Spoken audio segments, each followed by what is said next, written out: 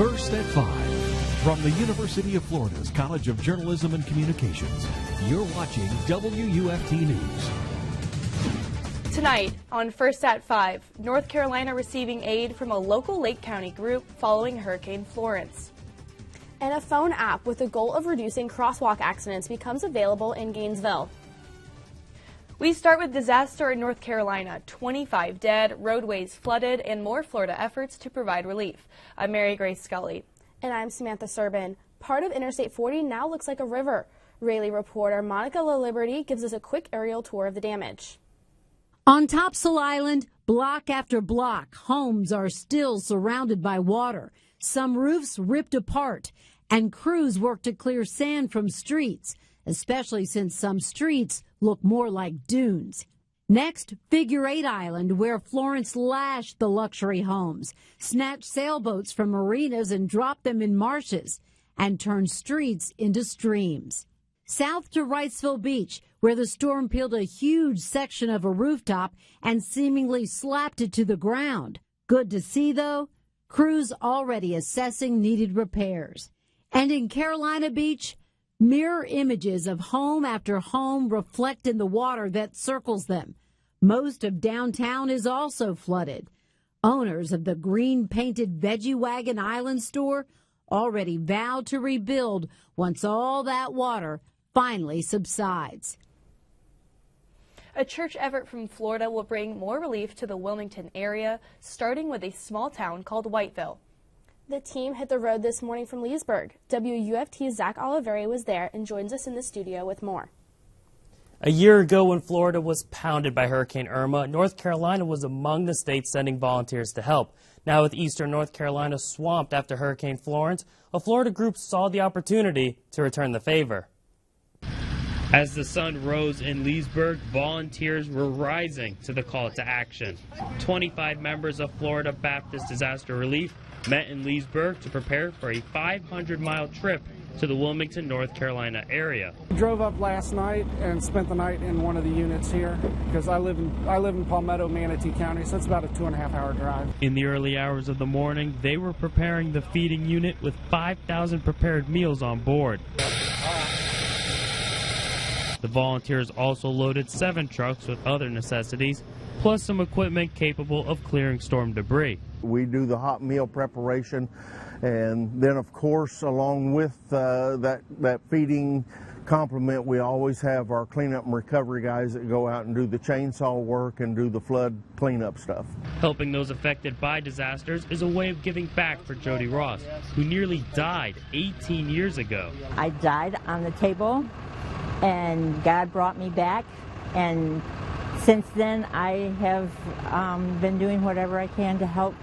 The act of togetherness here in Leesburg is a prime example of paying it forward. The people who are helping out in Florence Relief know exactly what the people of North Carolina are going through because they were in the same position just 1 year ago. North Carolina, they were a great asset to us last year with Hurricane Irma, as well as many other states that came, and we're all going back to help them out.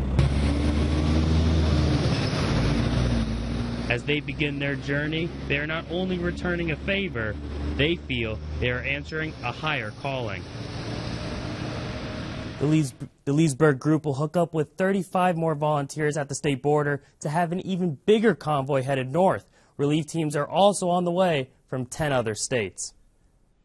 Thank you, Zach. Gainesville will be a testing ground to see if a mobile app can improve bike and pedestrian safety at intersections and crosswalks.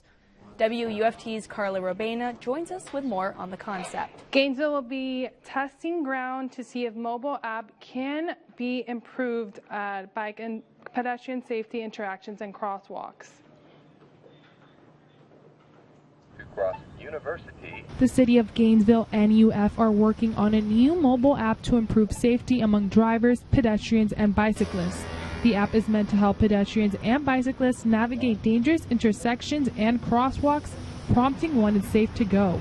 A bad decision can leave you in a losing conflict with a car or truck. With this app, we can increase the safety and knowledge of people when they're maybe distracted and be able to notify them so they are not putting themselves in harm's way.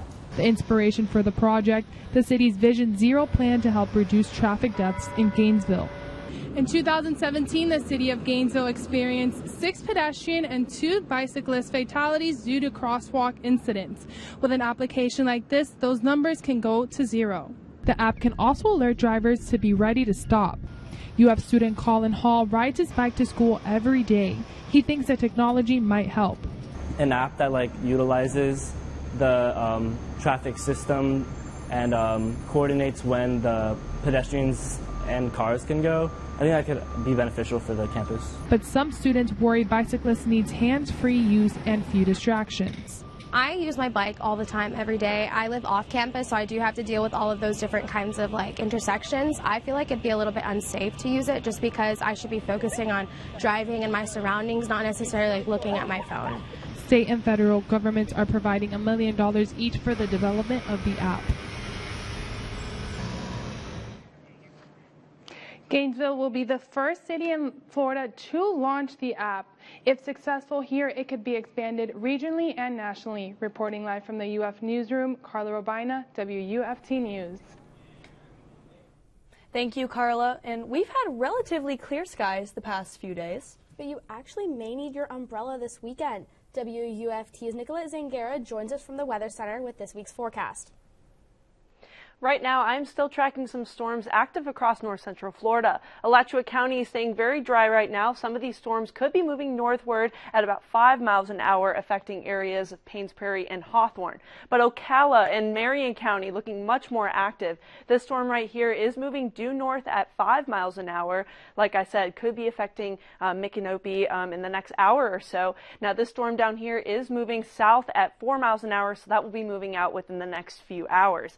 Now, staying clear tonight across most of north central Florida. After we pass the sundown, that's when those storms dissipate. But if you have family or friends up near Jacksonville, they may be seeing some potentially severe storms at around 11 to midnight tonight, and those will be dissipating by the 2 a.m. hour. This is reflected in my hour-by-hour for this evening, cooling down to a low of 76 tonight by 4 a.m. And like I said, those showers are clearing out by 6 p.m. Back to you.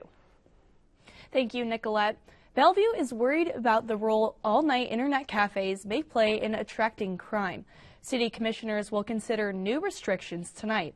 As of now, the cafes can operate through all hours of the night and can get a license to serve alcohol. The proposal is for limiting hours of operation, prohibiting minors, and restrictions on the type of gaming machines allowed. Bellevue Mayor Christine Dubkowski explains her concerns. There's been a couple armed robberies at the cafes to where it's become a concern, especially for a police force, and we didn't have any regulations. We just treated them as this. Other questions about the businesses have popped up in Marion County. 4 internet cafes in Ocala were shut down last year under suspicion of illegal gambling. We'll be following this issue on WUFT.org. The city of Gainesville is working towards building a stronger community by giving back to local organizations. The city and its utility GRU are raising funds for local charities. About 140 city employees joined over 40 nonprofits at the first annual GRU Nonprofit Fair. Participants can learn about local charities and contribute to ones of their choice. I really believe that our employees need to know what opportunities are out there. We have a great community. We have great nonprofits that offer a variety of assistance and help to our community. Community is important to GRU, and we want to be able to give back. Having a fair is designed to build on traditional giving. The city says its employees have given over $250,000 to nonprofit groups in the last 5 years. The Jewish holiday for Yom Kippur starts tonight at sundown, continuing until tomorrow night. Yom Kippur is the holiest day on the Jewish calendar, serving as a day of atonement. Many observing the day choose to fast. Lubavitch Chabad Jewish Center and Community Center, as well as the University of Florida Hillel International, will be holding services tonight and tomorrow throughout the day. Coming up on WUFT News First at 5, a new ad campaign launched by the Food and Drug Administration warning teenagers about the dangers of vaping. Plus, money is pouring into the Florida governor's race. Those stories and more coming up after the break.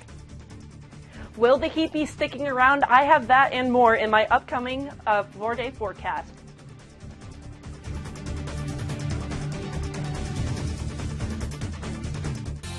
Next time on The Great American Read. To me, Catcher in the Rye is the great young adult novel. I think everybody feels like an outsider. This story is everyone's story. The Catcher in the Rye, The Outsiders, and To Kill a Mockingbird are just a few of the books we'll explore when we consider the question, who am I, on The Great American Read. Tonight at 8 on Florida's 5, WUFT TV.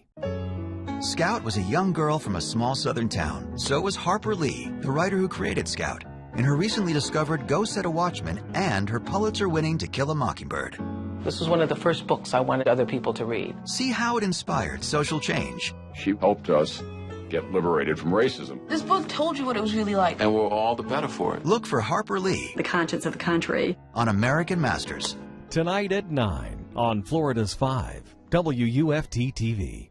He gripped my arm and he started to massage my shoulders in a forceful way. Stories with uncanny similarities. He came back in a robe, just like an open robe. If you were in his movie, you had a shot at an Academy Award. He used his non-disclosure agreements. It was a show of power. I think a lot of people turned a blind eye at and control. I think his career is over. But, you know, who knows? Anything can happen. Tonight at 10:30 on Florida's 5, WUFT TV. Thanks to viewers like you, we've been able to tell America's stories on this PBS station.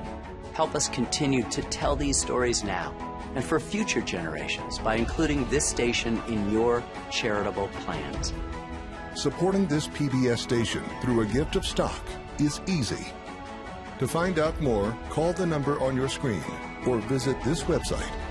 Thank you. Everybody has a body. And everybody is amazing. Starting from a single cell, you built a body that can grow, learn, and survive incredible things. 3, 2, 1, go! Join us for a special 3-part event as we take an inside look as you've never seen it before. That was amazing. The Amazing Human Body. Wednesday at 8 on Florida's 5, WUFT TV.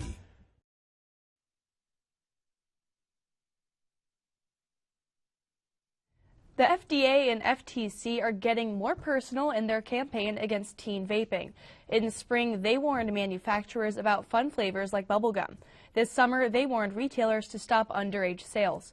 And NBC's Erica Edwards shows us they're now trying to scare teens away from the products.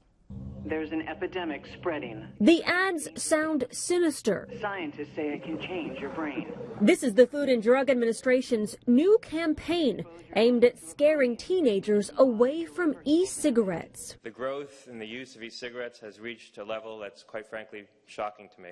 The FDA calls teen vaping an epidemic. More than 2 million middle and high school students admit they use e-cigarettes, and millions more are open to trying them. We've got to break through. We've got to shake these at-risk kids by their figurative lapels to say, this is not cost-free. This is not risk-free. Electronic cigarettes have high levels of nicotine, as well as other chemicals, and doctors say they're harmful to the developing teen brain. The FDA's strategy is to put this information right in front of teen faces, on social media, and in school bathroom stalls nationwide. I have been deeply impressed that FDA used the best available science about how to talk to young people and didn't cringe when it passed their normal comfort zone. Last week, the FDA threatened to ban youth-friendly e-cigarette flavors like strawberry and bubblegum and gave manufacturers 2 months to come up with a plan for keeping their products away from teens. Erica Edwards, NBC News. As campaign season marches on, the race for Florida governor continues to heat up. WUFT political reporter Henry Coburn joins us now on the latest on the race. Well, both Republican Ron DeSantis and Democrat Andrew Gillum have been pulling in major money this year. Combined, the two campaigns raised more than $2.7 million in the first week of September alone. Now, according to the State Division of Elections, DeSantis raised about $1.4 million in the first week of the month. Democrat Andrew Gillum, however, raised nearly $1.32 million. Keep in mind, these totals were just for the first 6 days of the month. And a claim from a high school party 36 years ago, made public at the 11th hour, has put President Trump's Supreme Court nomination on hold. A Senate panel is postponing its vote on Judge Brett Kavanaugh to hear from the judge and his accuser on Monday. Tracy Potts reports from Washington. Christine Blasey Ford. I believe her. Already drawing strong reactions on Capitol Hill. I think this woman, whoever she is mixed up. As she prepares to tell the Senate Judiciary Committee Monday that the man they're considering for the U.S. Supreme Court pinned her down and tried to pull her clothes off at a party 36 years ago. It is an accusation which Judge Kavanaugh has completely and unequivocally denied. In fact, Judge Brett Kavanaugh says he wasn't even there. A completely false allegation, he said in a statement. He'll testify again Monday. Kavanaugh spent 9 hours at the White House calling lawmakers. Maine Republican Susan Collins says they were on the phone for an hour. If Judge Kavanaugh has lied about what happened, that would be disqualifying. Democrats want an FBI investigation before Monday's hearing. So that we know facts and we're not just asking questions in the dark. President Trump, eager to fill the vacancy before court begins in 2 weeks, now says he's willing to wait. You have to go through this. If it takes a little delay, it'll take a little delay. 6 more days before the details go public. Tracy Potts, NBC News, Washington. Now, South Korean President Moon Jae-in today began his third summit with North Korean leader Kim Jong-un, with possibly his hardest mission to date, brokering some kind of compromise between North Korea's talks with Washington from imploding and pushing ahead with his own plans to expand economic cooperation and bring a stable peace to the Korean peninsula. NBC's Janice Mackey-Freyer reports from Seoul. This is the third summit between the two men, and significant because of Moon Jae-in's visit to Pyongyang, the first by a South Korean leader in 11 years. And the imagery coming out of his arrival, quite powerful. The two men in a parade, standing out of the roof of a car in a motorcade, waving to people, knowing how those optics are going to resonate across the peninsula. As far as issues go, the two men want to be able to show that they are making progress despite the obvious hurdles in talks between North Korea and the United States. They want to show that they are working toward cooperation. They've already opened what is effectively a joint embassy. Denuclearization obviously still a top priority. And Moon will travel to Washington before the end of the month to brief the Trump administration on where he believes things stand. There's a lot of discussion among analysts that the strategy that Kim is approaching is one similar to Israel, India, or even Pakistan, where he will continue to make bombs but do so quietly. Janice Mackey-Freyer, NBC News, Seoul. You might have noticed it's been a very hot the past few nights. That heat actually broke a record in Gainesville. It's been that bad. Nicolette, can you tell us more? Yes, actually, even though it is still summer and fall is just a few days away, right now it is feeling like in the high 90s, although it's only 88. And that heat index is a big contributor of why it's been feeling hot these last couple of days. We've had some really hot and humid mornings that's actually been breaking records. The last 5 days we've had the warmest nights in September. The previous record was set in 1909 at 76 degrees. Over the last 5 days that's raised to 77.4.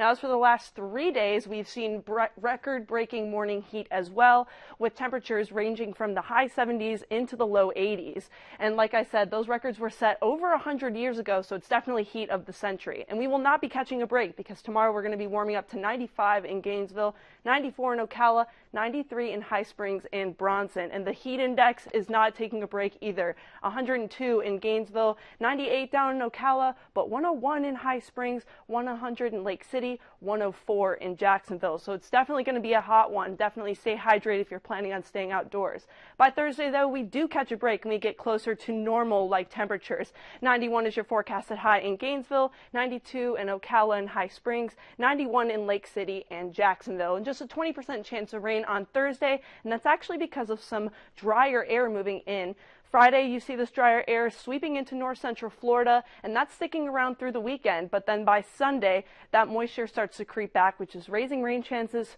for the end of the weekend going into next week as well. Now, as for Wednesday, we're going to stay dry for the most of the day, and we're going to see storms a little bit later than we expected, around 7 p.m. And then we're going to clear out with the sunset as we did today and most days over the summer. And we're going to stay dry Thursday morning into the afternoon as well, not seeing any spotty showers until around 3 p.m., but then we're clearing out then as well. So definitely a drier forecast ahead for the next last days of summer.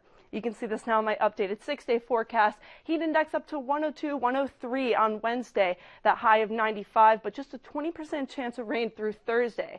We do catch a break from the heat on Thursday, like I said, and the fall begins on Saturday at around 9:54 p.m. So this big season change, we are going to see these temperatures dropping into the higher 80s next week. The lows, however, are going to be dropping down as well. 74 is still very hot and muggy for the morning, but as we get into later into the week, we're going to see those temperatures dropping. Back to you. Thank you, Nicolette. The Florida Gator football team will be on the road this weekend for their second SEC game. WUFT's Amanda Cheney will talk about the history of the game. The Gators have yet to win a conference game this season. After 3 straight home games in a row, they'll travel to Kentucky, to Tennessee to play this weekend. I'll have more on what both teams will play this weekend, and don't go anywhere, sports is up next.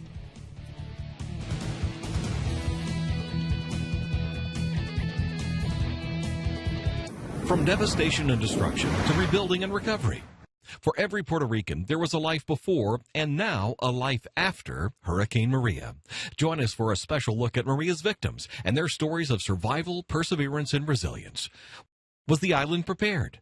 Was the official response sufficient? Are they ready if nature strikes again? Find out on Life After Maria. Thursday at 8 on Florida's 5, WUFT TV. Next time on Midsummer Murders. And action! Nick Cheney needs his directing career to get back on track. We want this film to look as good as possible, don't we? It's not as if you're directing an art house movie. But when he's killed with a prop... Cause of death, head separated from the body. Barnaby investigates the case. I saw him yesterday when he was in one piece. Will the killer be brought to justice? That'll be a result. Find out on Midsummer Murders. Thursday at 9 on Florida's 5, WUFT TV. Hurricanes, lightning, flooding, and tornadoes affect the entire state of Florida. And the team of meteorologists from the Florida Public Radio Emergency Network keep you informed around the clock. All year long, we are committed to providing in-depth weather coverage, both over the radio and on the mobile app, Florida Storms. The Florida Public Radio Emergency Network is supported by this station and Citizens Property Insurance. Online at citizensfla.com.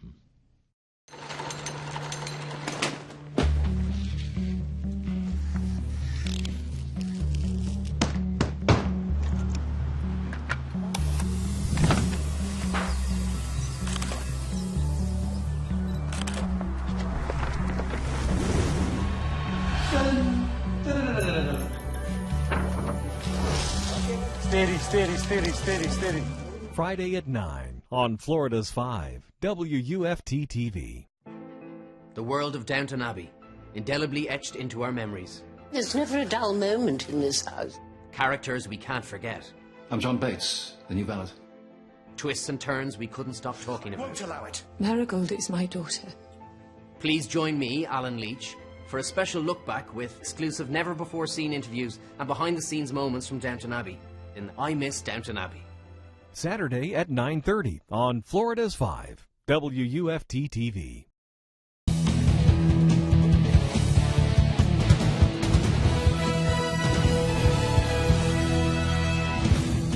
Welcome back to sports. I'm Amanda Cheney. Years ago, the Florida-Tennessee game was a very big deal, the winner getting a head start in the race to win the SEC East. Fast forward to 2018, and both teams are coming off 4-win seasons. Back in the day, the Gators really dominated over the Vols. From 2005 to 2015, the Gators had a 10-year win streak. On the road in 2016, the Gators lost 38-28. Last year in 2017, the Gators pulled away with a win on a pass that most Gator fans probably remember. 9 seconds to play, both teams tied at 20. Felipe Franks ran out of the pocket looking deep, throws the ball with 4 seconds left on the clock. He connected with Tyree Cleveland in the end zone to win the game 26-20. Cleveland then was met by a swarm of his teammates in the end zone in celebration. In the last 5 years, the Vols and the Gators have gone from being elite teams in the SEC to having losing records. Since 2013, Florida has had 34 wins and 28 total losses. In 2013 and 2017, the Gators had losing records in the regular season as well as in SEC play. Tennessee's record over the last 5 years is extremely similar. They've had 34 wins and 29 total losses. In conference play, the Vols have not won a league game since November of 2016 when they beat Missouri 63-37. This weekend's game will be important for the Vols and the Gators. With new coaches for both teams, Saturday's game is an opportunity for either team to reestablish themselves. The rivalry continues this weekend on the road at Tennessee. Wide receiver Josh Hammond says this game has always been important. My brother used to always tell me, like, Tennessee's a game to go to. If you're going to pick an away game to go to, like, that's always the craziest stadium. So I've always known about the rivalry. I've always known that it was a big game. And just knowing that he used to tell me those things as a child let me know that that the rivalry was something serious, and it was something that was taken very seriously here at the university. So Saturday's game will be Tennessee's first SEC game and Florida's second. They're both looking for their first conference win. Meanwhile, the schedule for next season was just announced today. Here you see the games played in the Swamp or in the State. And Gator fans will also note Auburn rejoining the schedule. The Gators will open with Miami in Orlando, and of course when the Georgia game rolls around, it will be in Jacksonville. In Monday Night Football news, the Chicago Bears pulled off a surprising win over the Seattle Seahawks with a final score of 24-17. Former Gator tight end Trey Burton scored Chicago's first touchdown last night. He also had 4 receptions for 20 yards on the night. NFL fans may take it for granted watching football every weekend. Hall of Famers believe they are the ones who made the league what it is now. A number of these players are threatening to boycott the Hall of Fame induction ceremony in 2020. They are speaking out in a letter to the commissioner because they believe they should be provided health insurance and an annual salary. SEC play for the 11th ranked Gator volleyball team starts Friday. The Gators are 9-3 on the season and picked up 3 home game wins last weekend. Senior middle blocker Taylor Kellum was named SEC Defensive Player of the Week after a stellar weekend. Coach Mary Wise says her arm is her greatest strength. She's got a quick, fast arm, and when we can get her to the ball, she's really delivering. And then the thing that she does, she's blocking the ball she's supposed to. The Gators host the Ole Miss Rebels Friday night. So are y'all going to the game on Friday? Absolutely. I'm so excited to get back and, see those Gators play in the O'Connell Center. I've never been to a game, but after hearing all that, I'm looking forward to it. Thank you so much, Amanda. Thank you. And some people in England prove that when it comes to motorsports, the need for speed comes in different shapes and sizes. They set out over the weekend to set speed records with a jet-powered shopping cart, a motorized toilet, and a garden shed on wheels. The event, organized by a British motorsports company, took place on an airport runway in northern England. The shopping cart, mounted on go-kart wheels, hit over 91 miles per hour. Its creator, 59-year-old Matt McCowan, hung on as he straddled the jet engine. A team of students put the toilet on wheels, and it powered with an old motorcycle engine. It reached over 70 miles per hour. Fastest of all was the garden sheds. It topped 100 miles per hour during time trials on the runway. And before we go, one last check on the weather. Tonight, like I said, we're going to be dropping down to 74 in Gainesville, Palatka as well, 75 up in Jacksonville, definitely a muggy morning ahead, 75 in Cross City, and 80 in Cedar Key. And as for the tropics, just a quick update, there's not a lot going on, but I just wanted to let you guys know that we will be tracking all of these on our Florida Storms app. Joyce over here just expected to take kind of a wonky path into the Atlantic, and as for the remnants of Isaac, there is a very low chance of development, but like I said, follow us on Twitter and download our Florida Storms app for all of the updates on the tropics and every hurricane this hurricane season. As for the 6-day, heat index up to 103 tomorrow and the heat index up to 101 on Thursday, so definitely stay hydrated if you plan on staying outdoors. We do see a break in the temperatures though, 95 down to 91, and then we're going to hit the high 80s by Monday. Definitely a fall-like pattern for this time of year.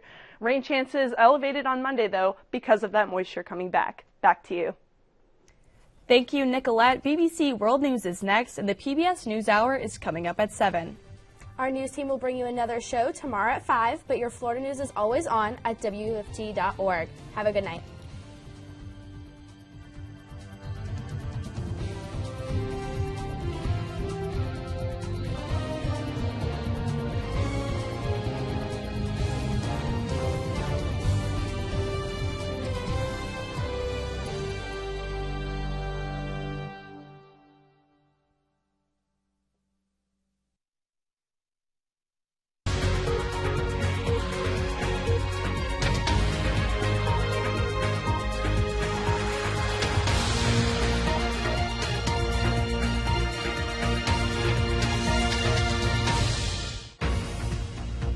This is BBC World News America.